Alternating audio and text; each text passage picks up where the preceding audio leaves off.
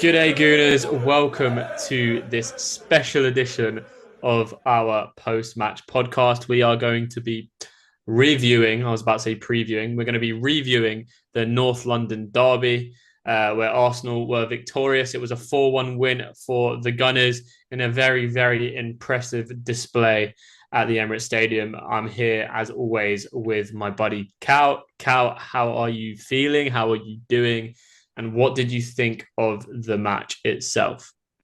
I'm fantastic. I mean, yesterday was up there one of the best days of my life. I don't know what it was. It's just maybe exaggeration, but like the game was just brilliant, and it was on at such a bad time for us here in Australia on the East Coast, 3:30 a.m., which is, in my opinion, probably up there with the worst times for a game. So, I mean, Yeah. for a game to be that early, like I guess late as well, and to get a win like that, it definitely offsets it a bit. But how were you in that game? Like, I didn't feel tired at all afterwards.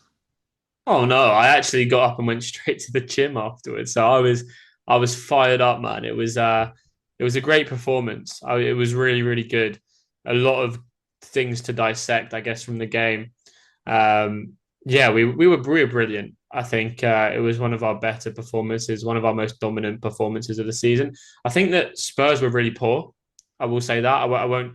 I won't discredit the Arsenal performance, but what I will say is that's one of the worst Spurs teams I've seen play at the Emirates, which is, I guess, making me very happy to say. But you know, you'd expect a team like Spurs with the actual talent that they've got to really turn up, especially because it's a North London derby, to at least turn up with a little bit of fight. And I just didn't think they really turned up at all. I thought it was a pretty embarrassing performance on their part, but that was great for us because we turned up.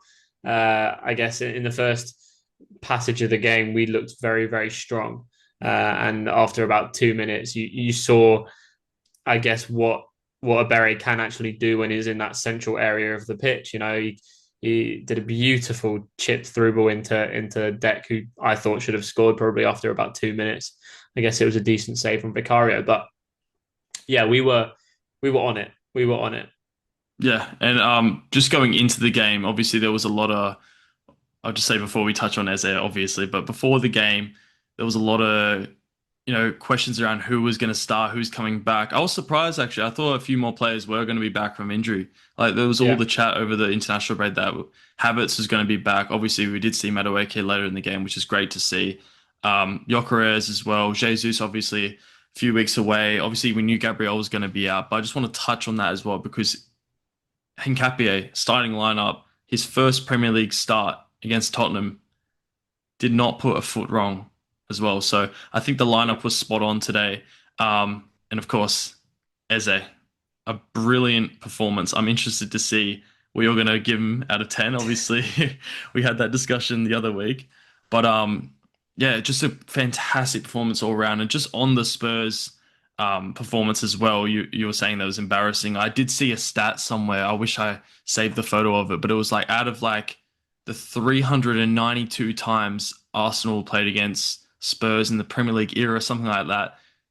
About half of their stats, they were about like 390th best, like their XG, shots on target, that sort of thing. 390, 391st. So it was probably one of their top three worst performances against Arsenal in the history of Premier League. So I guess that's another positive for us.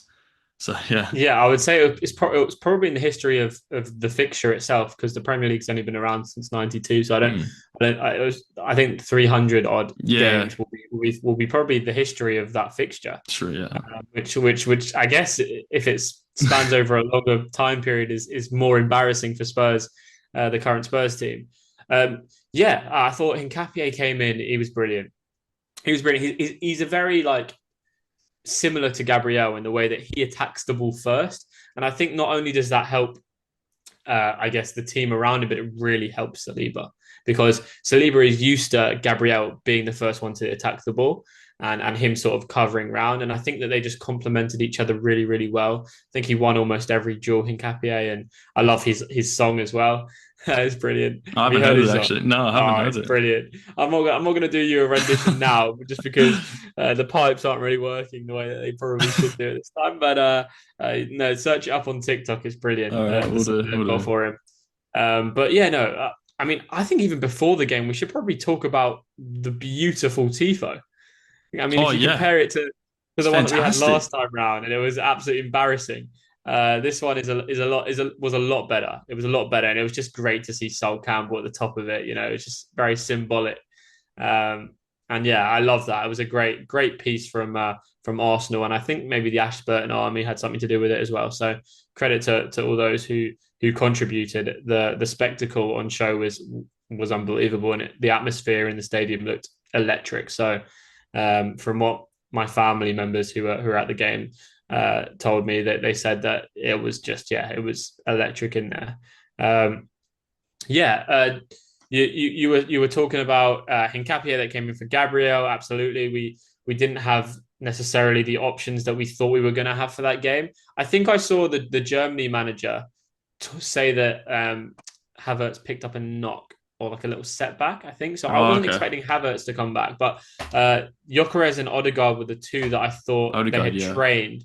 So I thought they might have been in contention. And Arteta, I think, after the game said that they just narrowly missed out. So it wouldn't shock me if they were going to be in for the Bayern game and obviously the Chelsea game coming up.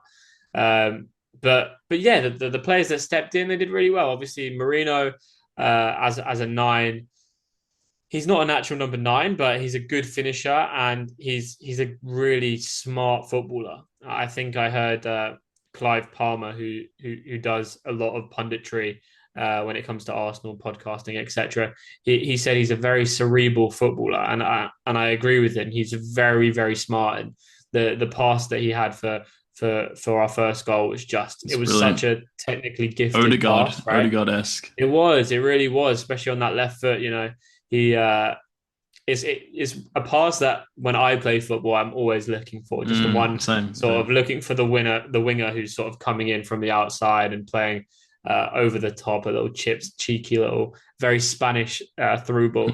Mhm. But yeah, no, we played really well. Obviously, we'll get into, I guess, player breakdowns at some point, but we can definitely talk about that Trossard goal in a bit more depth if you'd like. Yeah, And just more on Trossard himself. I mean, he's just been outstanding, and it not even, fantastic. yeah, not even in terms of his performance necessarily, but just the output is so good. And I know we spoke about it a few weeks back Mm. about how since he's come to Arsenal, his output is up there with the best in terms of minutes to goals and minutes to assist ratio. But what did you make of that first goal and also Trossard's performance in general? It was brilliant. I think it was fantastic. Obviously, it's going to be overshadowed by Eze, which is unfortunate. I think the same goes with Saka as well. I thought Saka and Trossard were both on it, like really on it today, which is great to see. Obviously, more happy with Saka because he's hasn't been, up to full speed this season so far yet. Obviously, we Yeah. spoke about Trossard. He's been really good, but yeah, that was really good to see. And obviously, Eze probably overshadowed that. But that first goal from Trossard, I love that because I know as a striker myself, when you receive the ball with your back to goal, to turn like that and just get the shot off is super hard. He kind of swiveled around. Like I know I didn't even watch Bergkamp back in the day, but it was like Bergkamp-esque the way he sort of turned around and scored that goal. So it was fantastic and it really set the tone for the rest of the game. I think Trossard, I think when he first came to Arsenal, he had all those appearances off the bench. Like Martinelli was back from injury. He made it onto the bench. We forgot to even mention that. He didn't even get a sniff of the game, which I think is actually a good thing because, it gives him an extra few days to rest for the Bayern Munich game where, he might be very useful. But yeah, Trossard has really, that's his spot now. Yeah, yes, it is his spot. I mean, listen, I still think that we'll see the best of Eze when he's playing out on that left hand side. I will stick by that word. Although, listen, he scored a hat trick in this game, so he's obviously played really well. But yeah, I think our captain will start games. He Yeah. will start Odegaard in that number 10. So whether it will be similar to what we saw, I guess, in the West Ham game with both Mm. of them playing as the left 8 and the right 8, and maybe Zubimendi having a rest or Rice having the odd rest. Who knows? But yeah, I mean, Trossard's been brilliant. He really has. He's surprised me in a lot of ways. I think sometimes with Trossard, I get frustrated. He always tries that pass through the legs, and he's not necessarily. He's one of those players that if he was quick, you just know that he'd be one of the most sought after wingers in the world because he's so in that final third. He rarely has a shot that's not threatening, and he's always looking for like I don't know, a finishing action, and he's very very smart player. And yeah, obviously Noni and Martinelli were back on amongst the subs, so it's good to have them back. And obviously Noni came on in the second half, and I thought did really well as well. Yeah, he did. Looked very sharp. Can we talk about Eze now? Can we just have the Eze conversation? Let's do it. We need to do it. It was one of those situations with Eze where obviously the whole transfer saga happened, and he was going to go to Spurs, and he obviously chose to come to Arsenal because he's been a lifelong Arsenal fan after being in the academy when he was younger, and all the adversity he's sort of overcome to get back to Arsenal now. It just seemed like it was written in the stars that he was going to score in this game. It's one of those things where he hasn't really. I mean, listen, he's scored against Palace, but then he couldn't really celebrate because it was his old team. His first goal came, I think, in the League Cup. Yeah. So he didn't really announce himself necessarily as like an Arsenal player. I mean, what a way to do it in that fashion, right? I mean, I was so happy that he scored even just one goal, and then to get three is great. Is on a whole nother level of disrespect. I mean, obviously we saw the whole saga. I don't know if you caught the comments from Thomas Frank before the game. He was saying he didn't even know who Eze was. I know he was joking, but it was obviously added to the sort of narrative of it, and that's what we love about these sort of games. You know, the narrative of it. And Eze scoring a hat trick. Like, I think that's the first hat trick we've scored since the Nketiah one about 2 years ago, I think. So good to see a player getting a hat trick, and it's actually the first North London derby hat trick in the Premier League era. So really happy about that. But let's get on to it's the the actual first goal. one since 1978. Do you know who scored it? No idea. It's not the quiz time this week. Yeah, I think it's Alan Sunderland. I want to say Alan Sunderland. I could be wrong there. Let me search it up before I embarrass myself. Fast Arsenal hat trick in North London. It was a while ago. I do remember that. It was definitely in 1978. That is for sure. Let's see what ChatGPT can figure out. Alan Sunderland, there you go. There you go. That's ball knowledge right there. Go. Yeah, because Alan Sunderland also won Arsenal the cup, one of the cups against Man United, I'm pretty sure. But yeah, no, obviously such an important milestone for Eze in general and for Arsenal in general. But I just think for his confidence, you know, it's going to do wonders. He's really announced himself. I mean, the goal itself was brilliant. I think obviously another Rice assist. Was it that was the first? Yeah, goal, it was. Yeah. Another Rice assist. Ball came out. Rice sort of played the ball into Eze. Eze had a little shimmy between two players. You know, I think what I love so much about Eze is I think watching Arsenal over the last 5 years, we've really lacked that X Factor type player who doesn't need really a sniff and he just takes the shot. Like, even if, I guess, a defender's close or like they could block it or the ball hasn't perfectly set up for a player, I feel like Arsenal of old, they wouldn't even take the shot. They would just sort of walk it into the net. Try to walk it. Yeah, similar. But also, like, I don't know. I know when I play, I always make the excuse when I don't shoot. I had this conversation with my dad almost every time I play. It's, why don't you shoot more? Just shoot. You never know what will happen. The ball could deflect, go in. And I just think, like, I always say, the ball doesn't sit up nicely. It doesn't have to. Like, that's the point. It doesn't have to. That ball wasn't really there to hit, but he forced a shot. I just swung at it, you swung a leg and the ball sort of trickled through and goal. See you later. But 2-0 up. Even though he kind of swung at it, it was still so composed. Like, he could have taken the shot, but he still took that extra touch just to get around the two players. So I was really confident when he took the shot that something was going to happen from it. I do think probably Vicario probably should have saved it, probably should have done a little bit better. Like, he did get a hand to it, but like, that's what happens when you shoot. And I think, yeah, as you mentioned, like previous seasons, like we don't even take the shots sometimes. But I do think that was actually obviously all three of Eze's goals were really similar. Yeah. He had so much time on the edge of the box. I don't know if that was Spurs just playing terrible, to be honest. That probably was a bit of that, but it's not really something that we've seen in recent weeks, obviously, against all these like really deep low blocks. Like we did not have that sort of space against Sunderland. So it is good to see. I'm not sure how it's going to be against Bayern. We'll see. But yeah, three fantastic goals from Eze. I think as well, like something probably quite important to add is that what you do get with Eze playing as a 10 is he's much closer to Marino or to the number 9 than an Odegaard will be, who's more of a Yeah. right-sided number 8 than a 10. And again, this is something I heard on another podcast, so I'm definitely not going to take credit for it, but you can see Arsenal now working more in pairs, so like Timber and Saka, like, I mean, when they both attack together. When they're defending, they both defend together. And it seemed like Eze and Marino were doing the same thing. They were Mhm. working in a pair. And obviously, Rice and Zubimendi work together. The two centre backs work together. And then obviously, Trossard and Calafiori work together. So it seemed like everyone is sort of in tandem with their pair. And I think that's the tactical difference that you see when Eze is playing as a number 10, is that the front two work together on the ball as well as off the ball. Usually we're in a 4-4-2 off the ball, and Odegaard, when he's presses with the striker, no problem. He works Yeah. with him in a pair. But on the ball, it's different the way that we're playing. And I thought, yeah, Eze really represented that one for me, because he was playing so close to Marino when we were on the ball. And that's why when the ball was coming out into those areas, he was almost always there. He could have had 4. I mean, he had one Yeah. like a great shot with his left foot in the second half. But yeah, we then got to half time. I think before we mention the start of the second half, just quickly on the way Spurs played, they obviously played with a back 3, which is not necessarily something they've done very often this season. But yeah, it didn't work. And listen, they've got their own injury issues. I know they're missing Madison, they're missing Kulusevski, who are very important for them in terms of their creative output.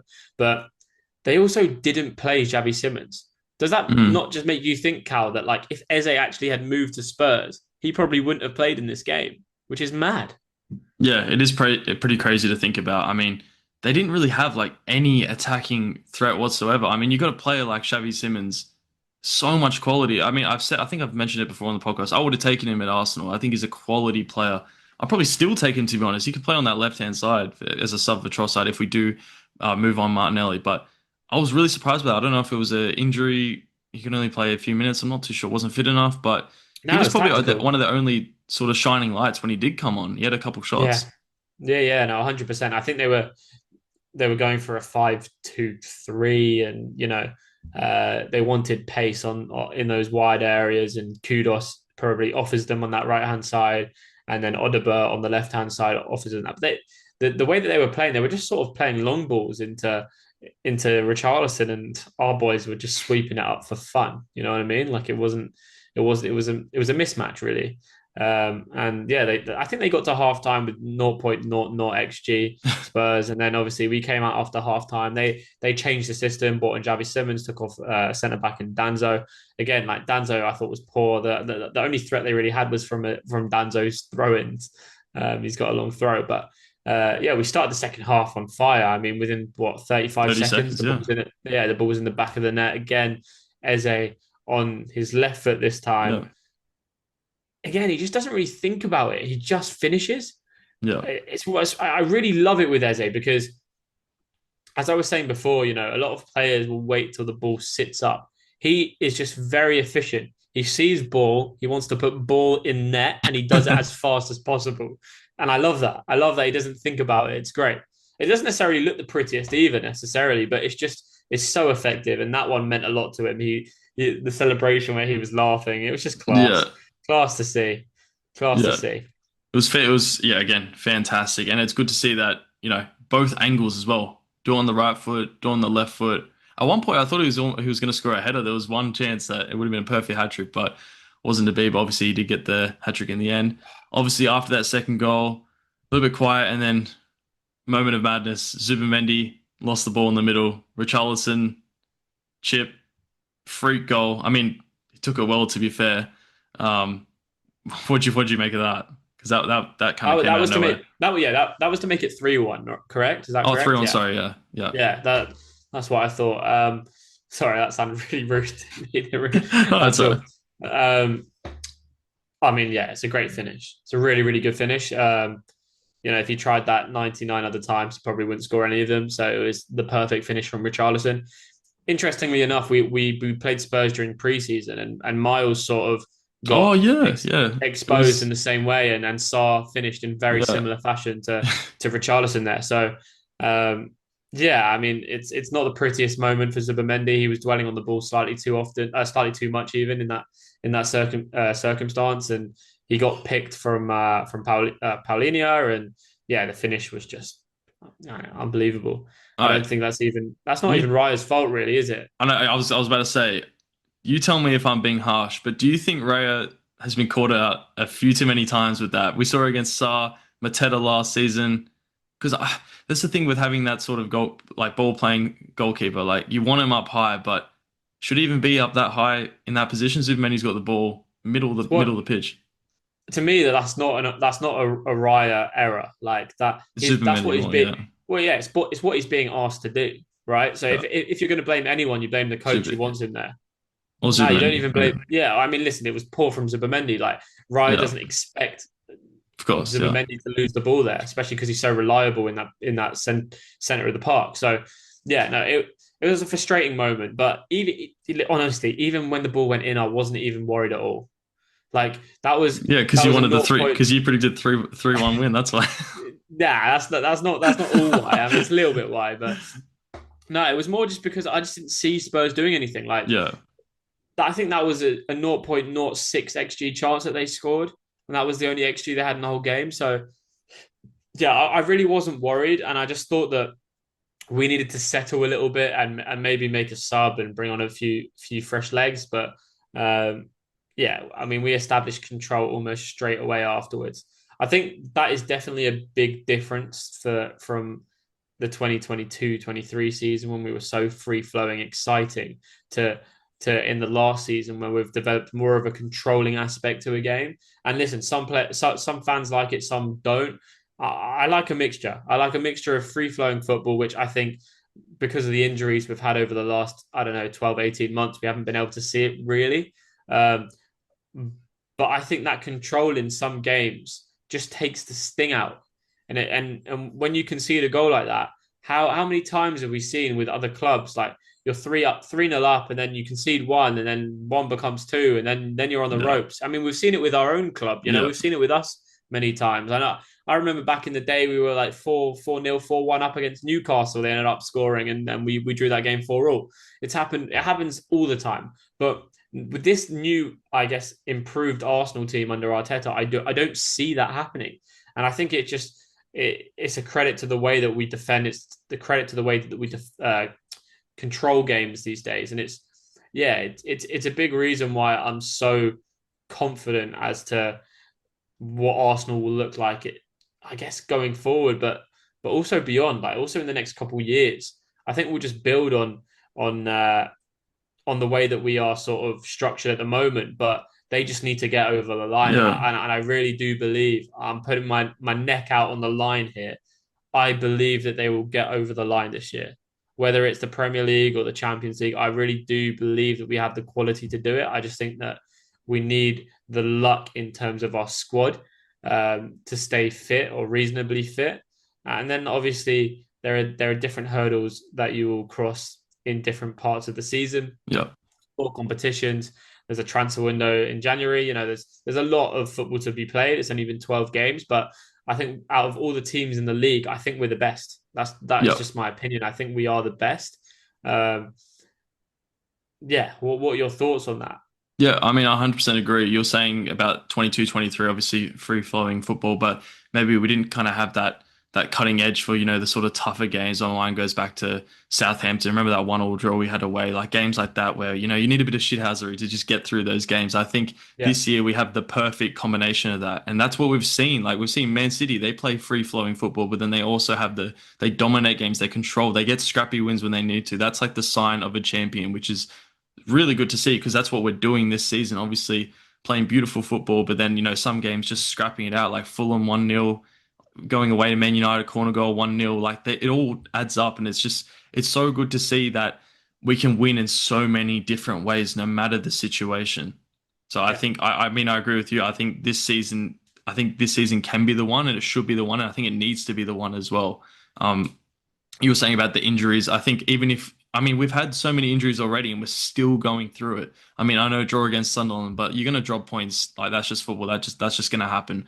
But I mean, we still got a point away. Like I was saying in that podcast, like previous seasons, we probably will just lose that game. So to even get a yeah, for point from sure. it is a positive, I guess. So yeah, but yeah, moving on. Obviously, Eze scored the last goal as well. Hat trick. Kind of already touched on that, but yeah, I think on that, I'm very interested to see what you're going to give him out of 10 for the player ratings. What did you think of that third goal before we jump on to player ratings? I know you're keen to hear my opinions on that. Um, me personally, I thought that was the best of the three. I thought it was a really good counter attack. I think we won the ball that I think Vicario sort of I think kicked Hincapie long. won the header as well. Nkapie Yeah. won. The ball came to Trossard or came to Rice or whoever, and the ball went. Marino, and then Marino kind of turned and Like, yeah, to Trossard. Yeah. yes, Yeah. absolutely. It was brilliant. And again, he sent another Tottenham player on the floor. I forget who it was, but yeah, brilliant finish. And I mean, it's so good that all three goals were kind of just very similar in a way, but also kind of different in a way as well. So it was very, very good to see. Um, Apologize for the yawn. It's that's been a long okay. day. I'm tired. Yeah, no, But yeah, brilliant finish. A lot of conviction on the shot. Good pass from Trossard. And I think that was the point of the game. I think it was maybe 75, 76 minutes where we really saw Eze just turn it on. He then started, he just looked so having comfortable. fun. Roulettes. The Yeah, pirouettes, yeah, the yeah. pirouettes, the megs. He was just having fun out there, absolutely. And yeah, I thought he was brilliant. I thought he was brilliant. Although it's weird with Eze, and I know I'm sounding uber critical, but like during the game, like he doesn't control games the same way Odegaard does. He's a very different type of attacking midfielder. Like he is a moments player, maybe, or he is a finisher. He's someone who wants to finish actions, whereas I feel like Odegaard prefers to dictate the pace of a game and then create chances for an Eze to then finish actions. Yeah. I mean, Odegaard can also finish acts. I can't even speak. Finish actions as well. Like we saw it in a few seasons back where he scored 15 league goals. So we know he can do that. But yeah, it's very interesting to see what the evolution of those two playing in the same team will look Do you, like. But do you think that's just because Eze's still getting used to playing for like a big club that controls the ball? Because obviously at Crystal Palace, they don't have the majority of the ball for most games. So his moments are those X factor moments. But for Arsenal, he's having a lot more of the ball than he's used to. I think it's just going to come with time, to be honest. I mean, under Arteta, he will just become. I feel like he will. He's still going to have that X factor in him. We saw it today, obviously, but I think he's going to become a more like well-rounded player, controlling the game, yeah, obviously in the Arsenal midfield. So it'll be good to see. quite possibly, quite possibly. I'm just not sure it comes as naturally as it does with Mm, Martin Odegaard. yeah, Um, I'm excited. I'm keen to see it. I'm keen to see it. I mean, the one thing I will say about Arteta is whenever a new player comes in, I'm sure they're going to improve, which is a good a sign of a really really good coach. Let's do player ratings. let's do it. All right, I'm very interested for this. Um, David Raya. I'm going to give him a 7. I know it's quite a boring start, but 7. Yeah, yeah, he didn't have much to do, to be honest, apart from the goal, which I don't think he had any fault. yeah. You're in Timber. This guy's a monster. He's just a Assist. monster. I think 1 assist you got.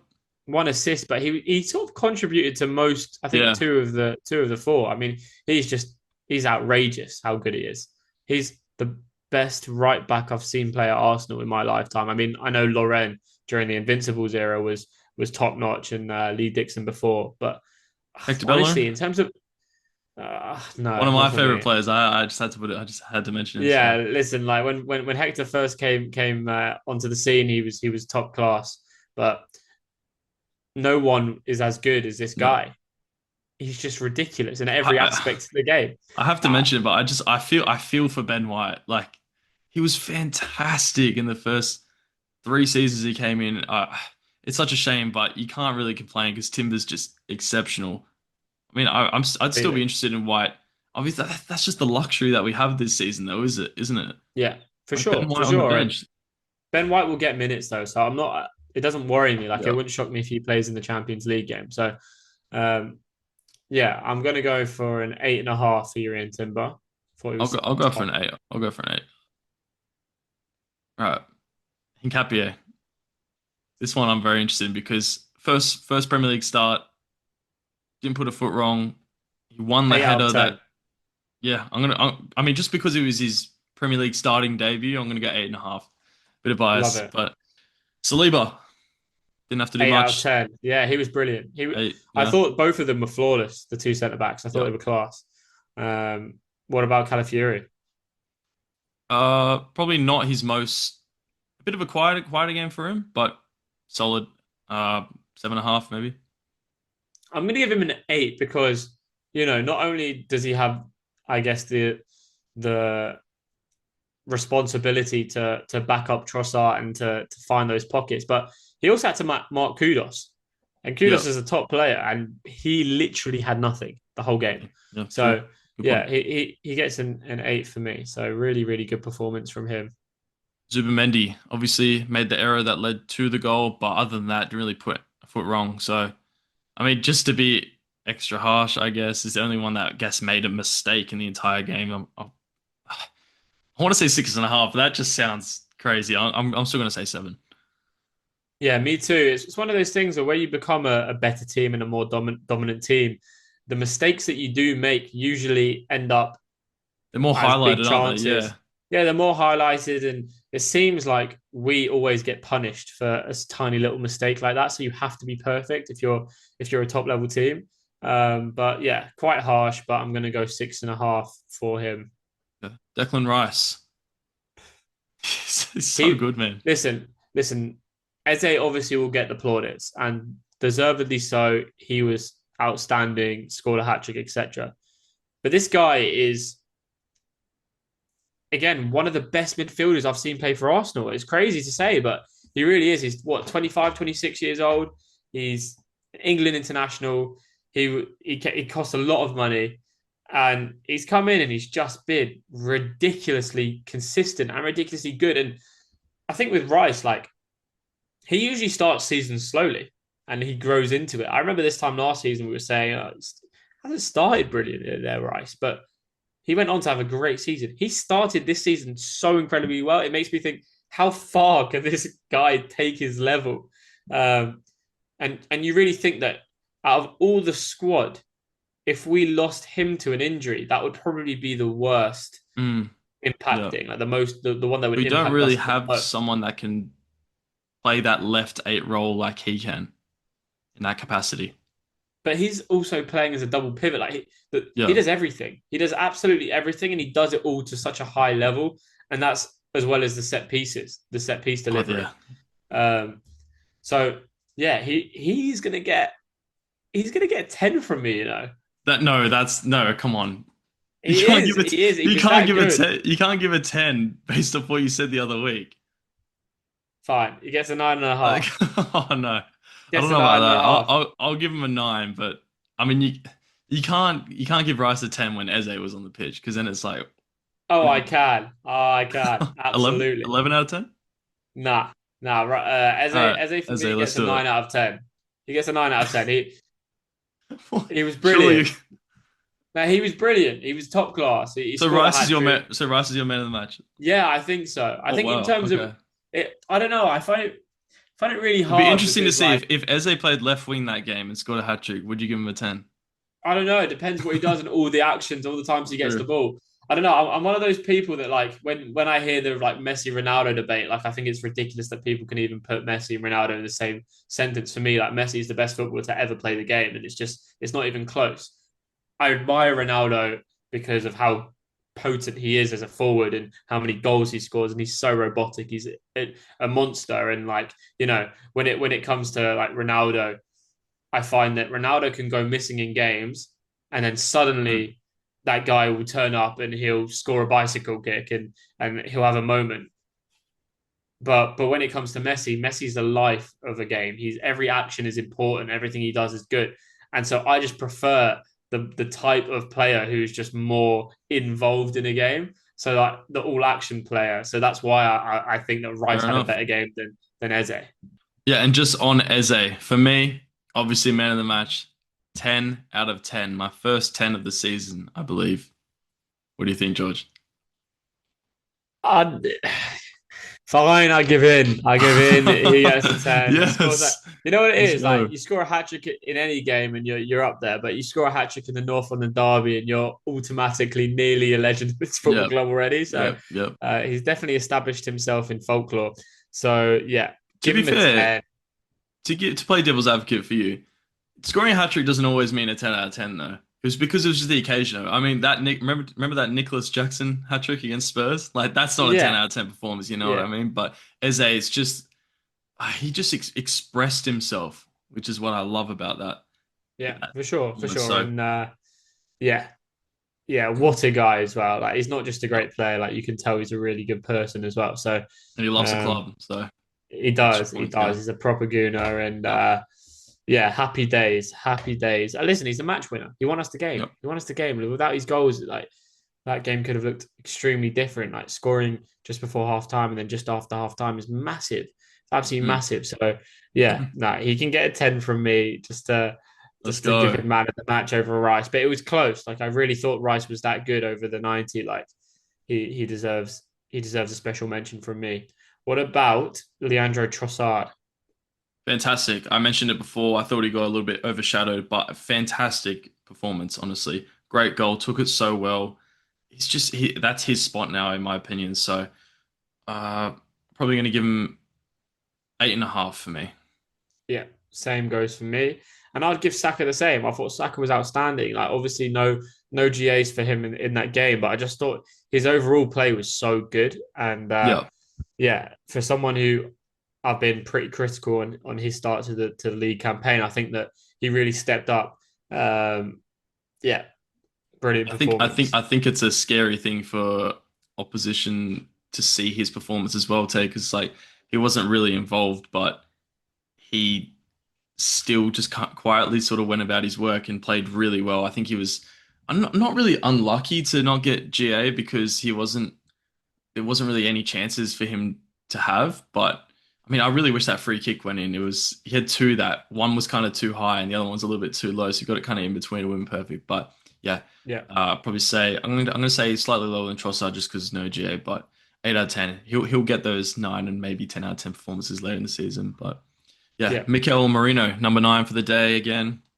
Yeah, picked up an assist, didn't he, for the first goal? So yeah, he can get an 8 out of 10. He's been brilliant. He's been absolutely class. Yeah, And 8. Yeah, yeah, fair play to him. You know, he's playing out of position. Yeah, he's almost our best finisher, like nearly you could probably say. So definitely up there. Yeah, although he didn't score at the weekend, I thought yeah, he picked up a slightly deeper position than yeah. I he was going to mention previously that. did Yeah, as a nine. he was playing a lot deeper than he has been previous weeks, which I think it actually worked out better for him. I think going forward, I don't know if it was just a tactical thing on the day, but yeah, he looked really well suited to that sort of deeper. Yeah, I know Jesus does that a lot. He does drop very deep. Obviously, Jesus has a bit more of the technical side, dribbles through, but yeah, Yeah, he's Jesus is able to turn and sort of go, whereas like Marino is Marino's a the lot complete opposite. slower on But the turn. what I mean is like the deepness like that they were receiving the ball, and I don't think that first goal comes without Marino being in that position. So yeah, it was And really also good to the see. third goal as well. Like you got to think the third goal was like sort of came from him coming Hold up deep, play, yeah, receiving it, yeah, and then playing in Trossard. So yep. yeah, it's important. It's sort of a false nine role for him. And when he vacates an area, either one of the wingers or Eze sort of roams into that area. So it looked slightly more fluid than usual. So I thought he had a really good game. What about Mikel Arteta? What would you give him? Ooh, it's hard. Like it's hard to rate managers, you know, but because I always think like oh on the pitch, but I mean 9 out of 10. I'm gonna say. Yeah. There was not really. I mean, the goal was not really a Arteta sort of tactical thing. It was just a freak moment. So it's hard to say. Yeah, I'm gonna have to say 9 just because we conceded. I know it's harsh. He didn't have anything to do with it, but 9 out of 10. Yeah, I would agree. I think as well, you have to remember, like, if you ask every manager in the Premier League to play without their best defender, their captain, and one of three strikers in the squad, and then win so convincingly at home, I think True. True. a lot of managers would struggle with that. And we were without Gabriel, we were without Martin Odegaard, and we were without All of our Trossard, strikers. Havertz, and Jesus. So yeah, to win in the way that we did, and for obviously Hincapié to come in and look so natural, it's top performance from the gaffer, I thought. Now Yep. we have a very important chat. Well, I say important; it is pretty important. The Champions League game coming Huge up game.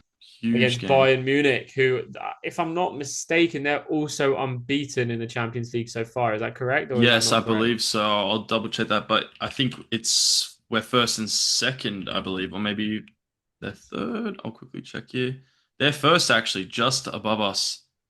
So they've scored, same goal difference, but they've scored 14. We've scored 11, but we've obviously conceded none. So it's going to be probably I mean, I'm just going to say the two best teams in Europe right now. You have to say, right? Yeah, yeah. Yeah, for sure. I mean, definitely up there. I mean, obviously there's Barcelona's and like if Real Madrid turn it on, you never know what you're going to get out of them and Man City, etc. But yeah, in terms of on form, you got to say that we are up there for sure with Bayern, and Bayern have a lot of dangerous players that can really hurt us at the Yep. Emirates. Um, what are your thoughts on the game? I know that obviously we'll cover the game as well as we can pre-game, and I'm sure we'll cover it afterwards. But I guess briefly, what are your thoughts on the game?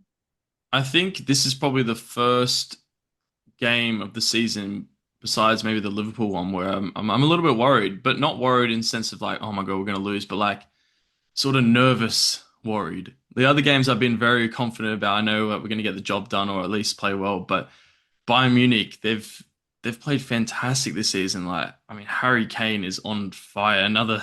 I guess we're not going to escape Spurs. I mean, we just battered them 4-1, but then obviously Harry Kane is who probably was their best player. And obviously playing fantastic for them as well. He's got 5 goals in the Champions League, even more in the league. Elise as well, ex Crystal Palace. It's going to be a lot of storylines going on. Obviously, Harry Kane returning to the Emirates. He is an Arsenal fan, though, isn't he? Pretty sure. Controversial topic, Yeah, I'm sure. Like he grew up in I think he started yeah, off in the Arsenal Academy, and the rest is yeah. history, I guess. But yeah, no, Also, it's a massive game. It's a Elise massive as game. well, ex Crystal Palace, just like Eze. I believe Elise scored a hat trick and 2 assists in their league game at the weekend. So I think they won 6-2 or something ridiculous like that. So I mean, it's going to be I'm really excited for it. I mean, how do you see this game going? I think it's going to be one of those games where it'll be slightly more open than we're used to. Yep. I don't think that Bayern are going to come and sit behind the ball Uh, like most teams have done. So I think that might suit us quite well. I think it's a really important time to get a striker into to the starting 11. So I'm hoping Gyökeres will be back in time for that game. Um, just because I think there'll be more space in behind. yep. Again, I think that because of the space that there could be in behind, it could be a game for Martinelli or Eze out Mm. wide. I think Odegaard, if fit, will play. Um, yeah, it's a massive game. It's a massive game. Obviously, Harry Kane has a ridiculously good record against us. Yep. No doubts that at some point we'll probably concede a penalty. Uh, Obviously, Bayern Munich have a good record against us as well. I mean, instantly, I think I know what your mind probably goes back to as well. Those two 5-1 losses, embarrassing. I believe like yeah, 2016. Obviously, they were the ones that knocked us out of the Champions League. I'm getting my dates wrong. It was last season, right? No, PSG. It was the year before that. Maybe I'm getting it yeah. wrong, but The year before that, it was yeah, yeah, the Jakob Kivior sort of made a sort of semi yeah, mistake with Leroy Sané at the Emirates. I yeah, was there that game, but then in the away game, we just didn't show up really. I think yeah, Kimmich maybe got on the score sheet with a header or something like that. yeah, yeah. Uh, That's right. Yeah, it was a pretty nothing performance over the two legs from Arsenal. I think we sort of got back into the game at home. We drew the game, I think, and we got back into the Yeah. game. I think Jesus got the assist for Trossard, I want to say.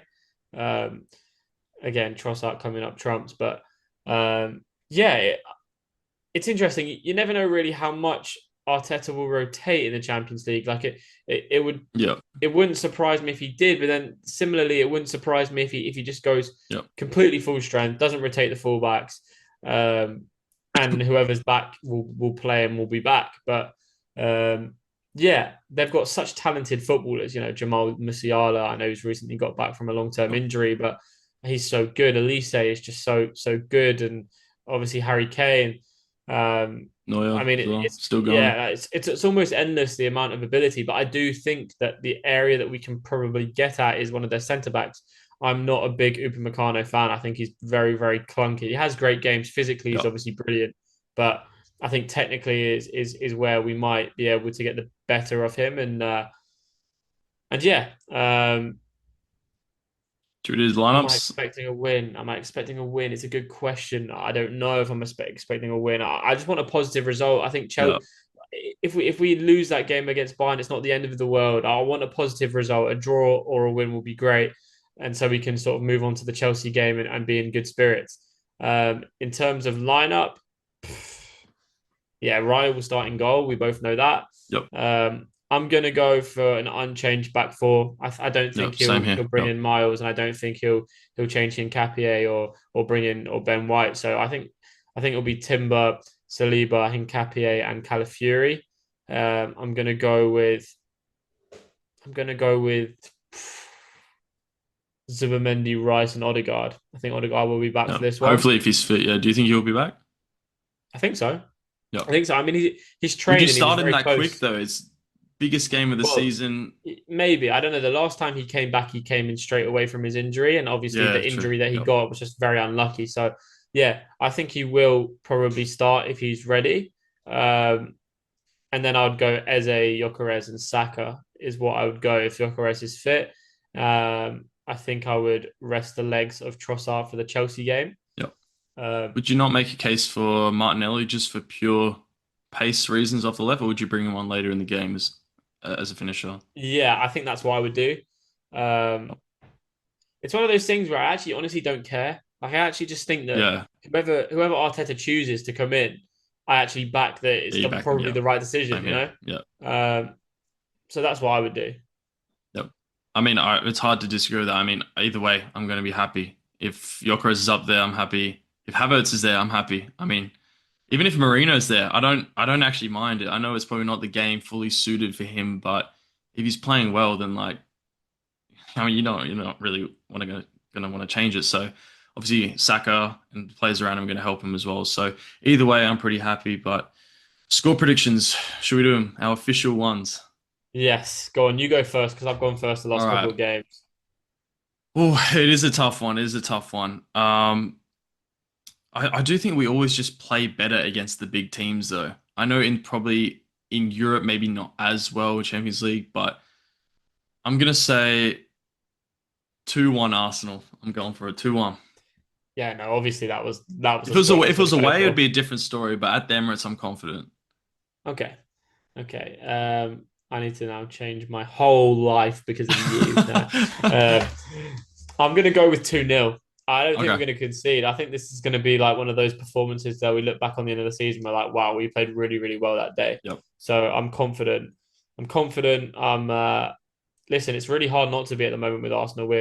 We are just playing so well and we are Yep. getting the job done, especially with the injuries that we've had. Like we haven't had a full squad almost since since the start of the season. We haven't had a full squad. So it'll be interesting to see. I think Madueke could get minutes against Bayern. Yep. Again, wouldn't I mean actually no, it would shock me if Saka was rested for that game. So ignore what I'm saying. But definitely Yeah, Madueke later in the game, though, for sure. yeah, for sure, for sure, I for don't know. I don't know sure. if we really touched on it, but in the game against Spurs, I almost forgot who he played for a second. In the game against Spurs, he played off the. We saw flashes on the left and the right, and he looked Yeah, superb in both. It didn't even look like he'd been carrying a knock or anything like that. He was on it. So I mean, I'm very excited to see he can come on both sides. And we've got Martinelli as well. Like it should be. I think we've got options no matter what to win the game in any scenario. So For definitely sure. looking forward to it. Yeah. I think that's all we have time for today. We'll catch you guys after the Bayern Munich game. Hopefully a win. Hopefully a clean sheet. I mean, I know I said 2-1, but obviously a clean sheet will be way better than that. But huge game. Very much looking forward to it. Can't wait. Biggest game of the season. Yeah. Thank you, George, for tactical analysis. Anything you'd like to say? No, not so much to add on that, my friend. It was yeah, what a win. North London is always Come on. and has always been and will always be red. Come Um, on. and hopefully by the end of this weekend we can say that London is red too. But massive game in the Champions League first. Um, and yeah, please feel free to leave your comments, your likes, subscribes, and all that jazz. We really appreciate all the support that we've got. I think we've reached a big milestone. It's nearly 140,000 views on all Oh platforms, wow. Wow. Yeah, which something like that, which yeah. is huge. So Yeah. so yeah, thank you very much for all the I guess comments that you've been given and the likes, the shares, and keep on doing it. Again, more questions on those TikToks. We are more than happy to answer them. And something that we'll start doing at the end of podcasts is we'll start using those questions that you've asked Yep. on those TikToks, and we'll start bringing them up, and we'll have a conversation about them, no problem at all. And we may, if you're lucky, give you credit as well when credit is due. So yeah, I guess on behalf of both of us, I hope you all have a good day, Gooners. Have a good day, Gooners, and I hope you guys all enjoy the game against Bayern as well. Come on, let's go. See you later.